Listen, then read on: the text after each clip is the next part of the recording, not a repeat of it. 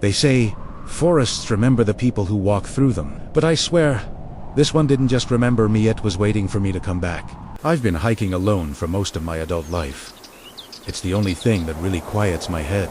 3 years ago, I set out to explore what used to be an old logging camp, deep in the mountains of Oregona Place that hadn't seen a soul in decades. Locals called it Hollow Creek, but online hiking forums had a different name for it.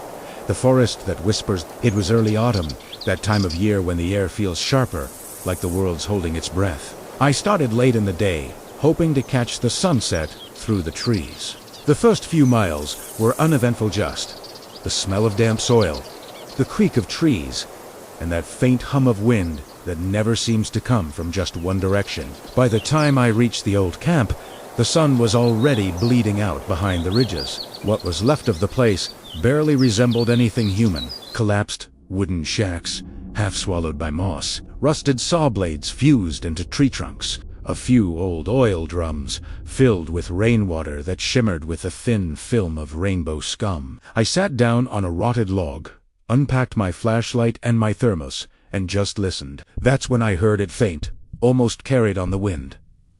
My name. Eli. It was so quiet I thought I'd imagined Italiano. I looked around, expecting another hiker. Maybe a prankster? Nothing. Just trees. I told myself it was a bird, or the wind squeezing through a knot in the wood, but then I heard it again. Closer. Softer. Eli. It wasn't the tone that got to me, it was the voice. It sounded familiar.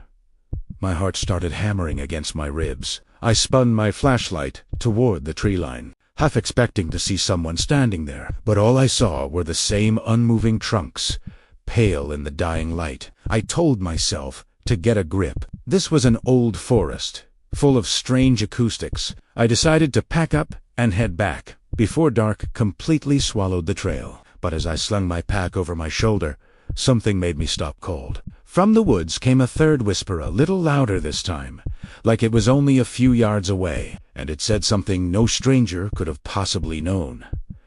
Eli, where's my red cap? For a moment, I forgot how to breathe, because my brother Aaron used to ask me that exact question when we were kids. He'd wear this beat-up red baseball cap everywhere, and he would always, lo say Italiano. But Aaron had been dead for 6 years. He died in a climbing accident in these same mountains. I turned toward the trees, flashlight trembling in my hand.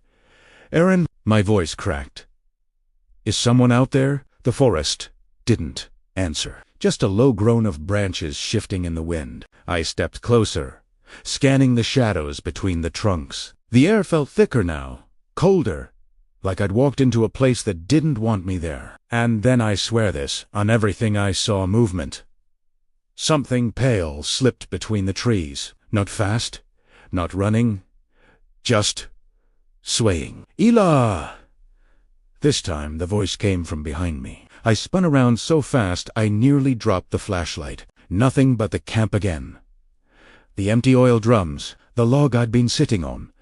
But the air wasn't empty. It felt occupied, charged, like static before lightning. I backed up slowly, heart pounding so hard I could hear it in my ears. My flashlight started to flicker, and for half a second I saw what looked like a person standing just beyond the light's reach. Too tall. Too still. Its face, I couldn't see it, but the head tilted in this unnatural, jerky motion like a puppet on strings. Where's my cap? It whispered again, the voice cracking this time, like it was coming through a broken speaker. I turned and ran. Branches tore at my arms. My boots slipped in the mud. Every few steps I heard that voice again, closer, overlapping itself, as if it was circling me in the dark. Eli, don't leave me. I didn't stop until I reached the old logging road, half overgrown and slick with moss. My flashlight finally died, leaving me in pitch black. I could still hear the forest whispering, the sound of my name weaving through the trees in half a dozen different voices. When I finally stumbled back to my truck, I locked the doors and just sat there, shaking. My phone had no signal, but I opened my photos anyway. hoping the distraction would steady me. That's when I noticed something. A new picture, one I didn't take. It was blurry, almost black, but when I brightened the screen, I could make out a shape behind me, a figure standing at the edge of the camp. Too tall, too still, and at its feet, barely visible, was a red cap. I told a ranger about it a few weeks later. He said the old camp was built over a series of unmarked graveloggers who'd gone missing during the early 1900s. He also said, I wasn't the first person to hear their own name out there. Sometimes, he said, the forest doesn't whisper to everyone, only to the ones it remembers, and for reasons I'll never understand, it remembers me.